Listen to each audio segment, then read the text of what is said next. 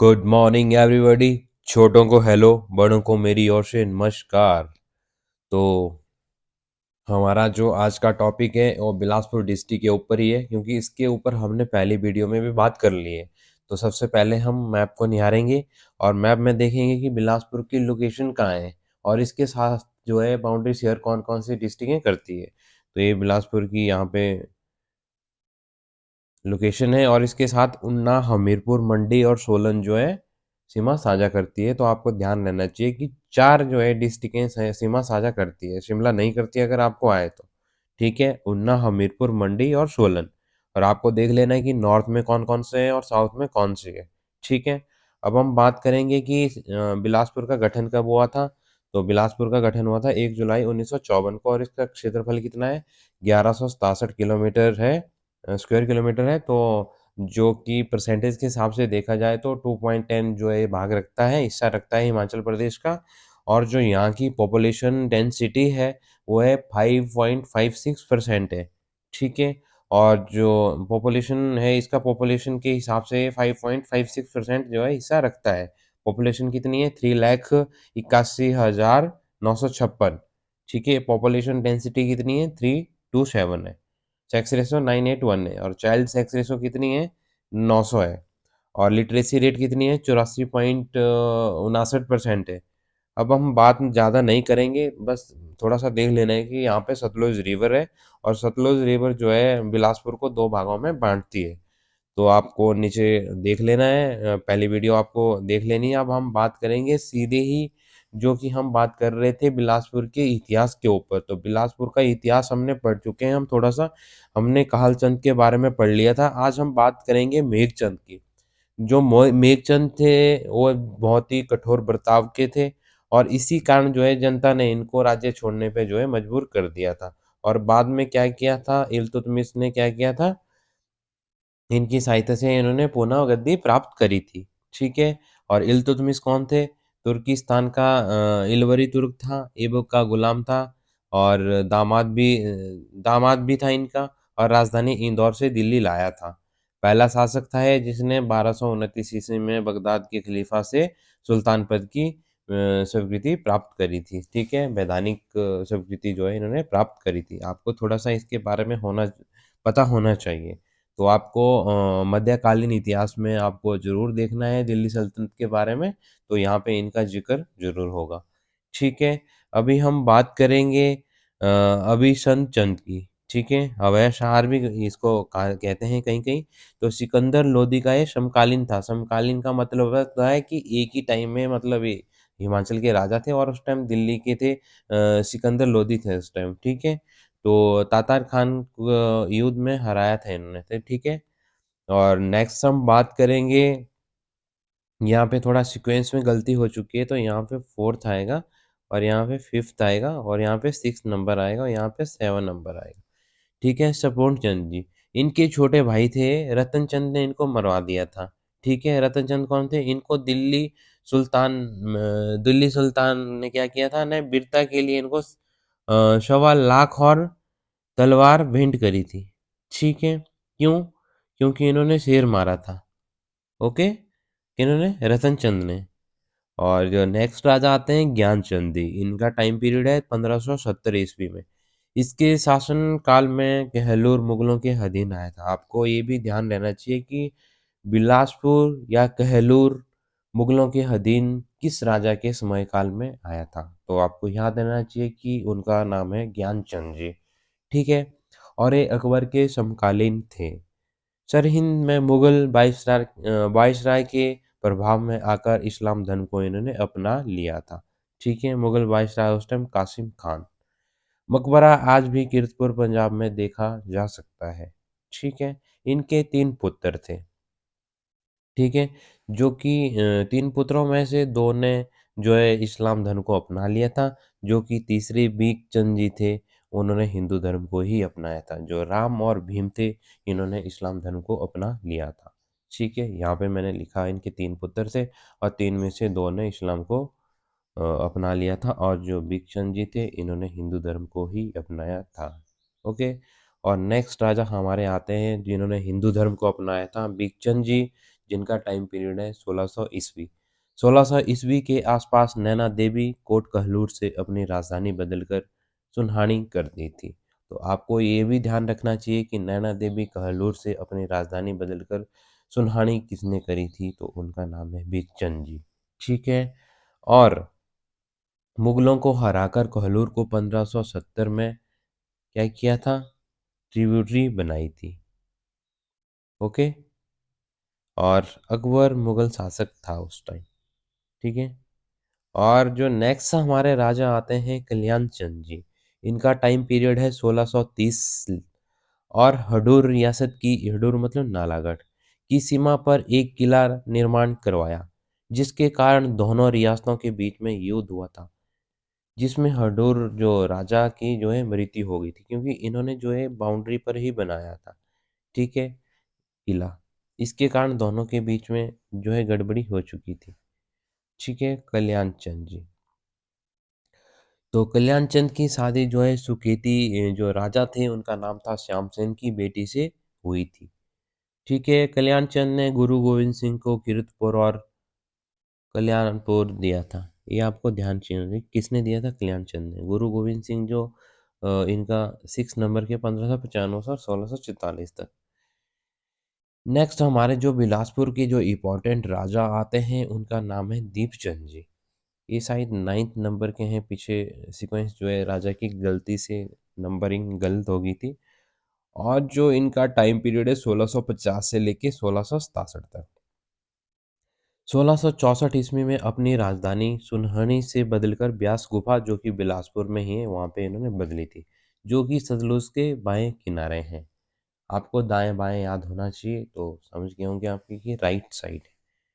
बिलासपुर शहर की स्थापना इन्होंने करी थी, कब करी थी, 1654 में। किसने करी थी, तो दीपचंद ने करी थी।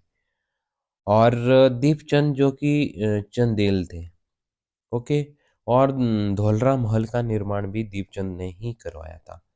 दीपचंद ने जो है राजा को जय देवा, राणा को राम राम, मियाँ को जय जय जैसी अभिवादन प्रथा शुरू करवाई थी, जो कि आज भी प्रथा चलती आ रही है। जैसे आप बड़ों को नमस्ते करते हैं, उस टाइम आज भी करते हैं जय जय, जो कि ठाकुर लोग हैं या कोई भी है। जय जय जय जय हम भी करते हैं, नमस्ते हम भी करते हैं, राम राम हम भी करते हैं, जय देवा बट आजकल हम बहुत ही कम या सुनते ही नहीं है। तो इन्होंने जो है प्रथा स्टार्ट करवाई थी अभिवंदन अभिवादन की। ओके।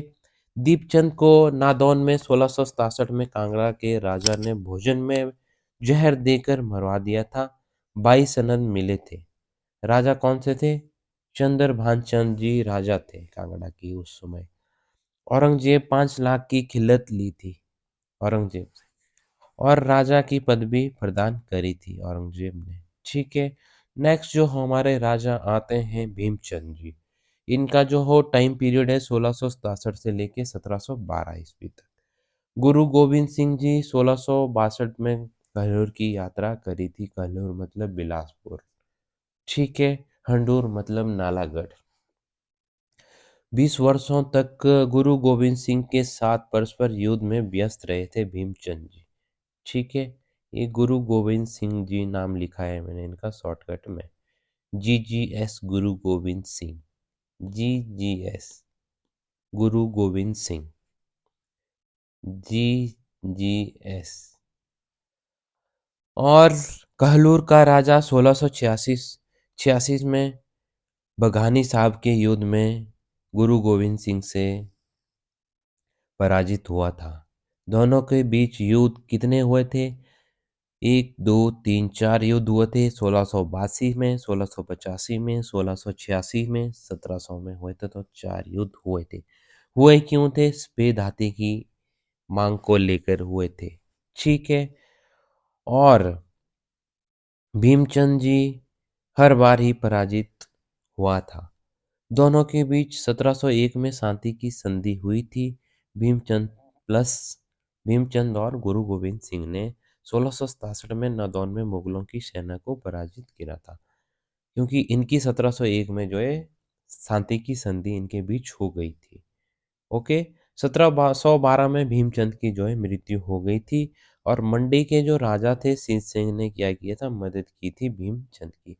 आपसे ऐसा भी पूछा जा सकता है कि मंडी के ऐसे कौन से राजा थे जिन्होंने कहलूर बिलासपुर के राजा की मदद करी थी जब उनकी लड़ाई गुरु गोविंद सिंह से हो रही थी। तो आपको याद आना चाहिए तुरंत ही कि उनका नाम था शीत सेन जी। ओके। जो मुरारी देवी का जो मंदिर बनाया था जो कि वर्तमान हमारे सुंदरनगर से थोड़ा सा ऊपर वाली साइड को है, तो मंडी में ही आता है, तो किसने बनवाया था, भीमचंद ने ही बनवाया था। औरंगजेब और गुरु गोविंद सिंह जी के समकालीन थे भीमचंद जी। तो आपको यहाँ से याद रखना है कि मुरारी जो मंदिर है, कुछ एक लोग वहाँ पे विजिट भी किया होगा, कुछ एक की जो कुल माता भी होगी जिनको इजीली भीमचंद के बारे में याद हो जाएगा, इजी याद हो जाएगा, क्योंकि आपको ये रिलेट करना ही पड़ेगा, चाहे बिलासपुर का बच्चा होगा या मंडी डिस्ट्रिक्ट का बच्चा होगा, उसको इजीली ये याद हो जाएगा। ओके।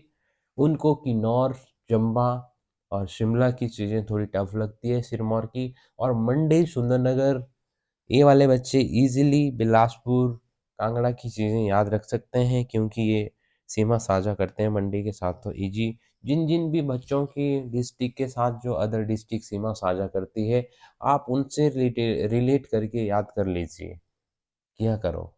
ठीक है। अजमेर चंद जी, जिनका टाइम पीरियड है 1712 से लेके 1741 तक। अजमेर गढ़ का किला बनवाया था, हडूर मतलब नालागढ़ में। ठीक है। और मृत्यु कहाँ हुई थी, काशी में हुई थी। कब हुई थी, 1741 में इनकी मृत्यु हुई थी। ओके। और अब नेक्स्ट जो हमारे राजा आते हैं, उनका जो नाम है देवी चंद जी, ये भी बहुत ही जरूरी राजा है, नादिर शाह के समकालीन थे। इसने देवी चंद को बंदी बनवाया था। किसने बनवाया था, नादिर शाह ने। मानचंद और उसके पुत्र की मृत्यु के बाद जनता के आग्रह पर स्वयं गद्दी पर ना बैठकर गजे सिंह हंडूरिया को राजा बनाया था।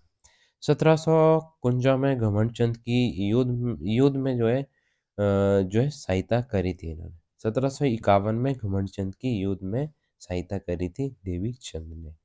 ये आपको ध्यान रखना है यहाँ से अभी तक जितना पढ़ाया उसमें।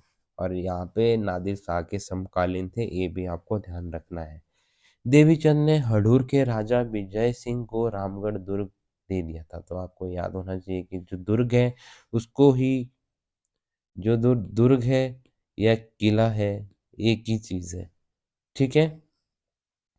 और देवीचंद ने क्या किया था, कमरचंद जो कि कांगड़ा के राजा थे ने मदद की थी देवीचंद की हवैचंद जसवंत से युद्ध पर।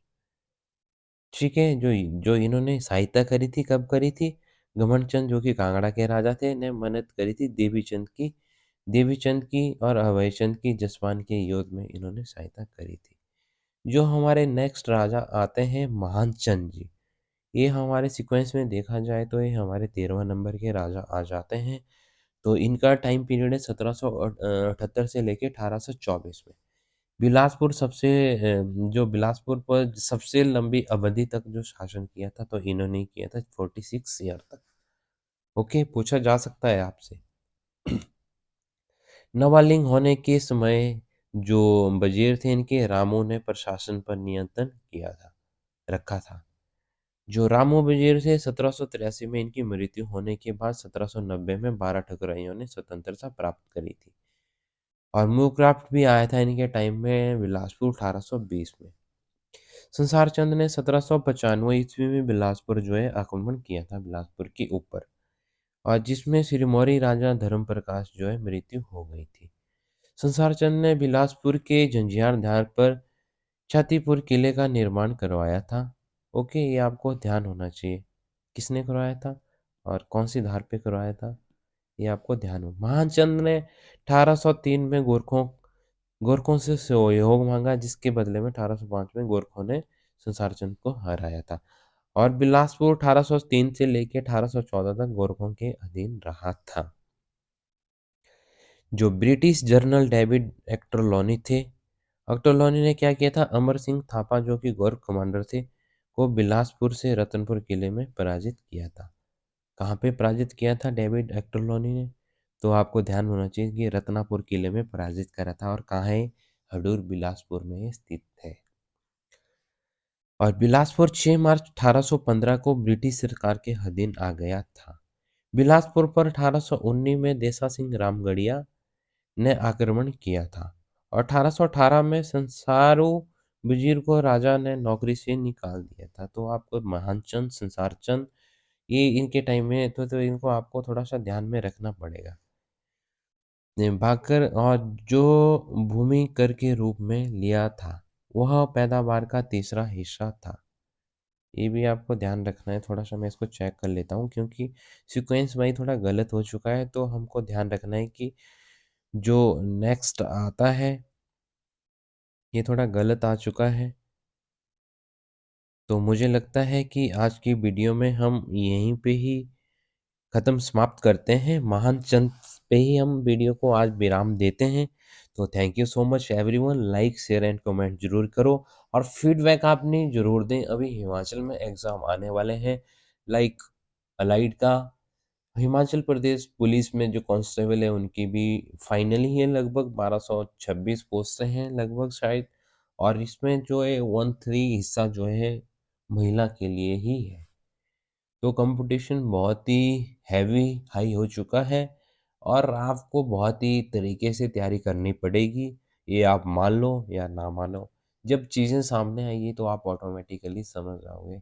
इससे बेटर है आप चीज़ों को सीक्वेंस वाइज पढ़िए, अपनी फीडबैक दो, लाइक शेयर एंड कमेंट अपने भाई तथा बहनों को करिए जो कि तैयारी करता है। ज्ञान जितना बांटोगे उतना ही बढ़ेगा। आप ये नहीं सोचना है कि मुझे सीक्वेंस वाइज मिलेगा तो मेरा दोस्त पढ़ लेगा तो उसका क्वेश्चन बन जाएंगे, कभी नहीं होगा। आप जितना ज्ञान बांटोगे उतना ज़्यादा ही बढ़ेगा। तो आज के लिए बहुत बहुत धन्यवाद। इस आज की वीडियो को यहीं पे ही समाप्त करता हूँ। Thank you so much everyone.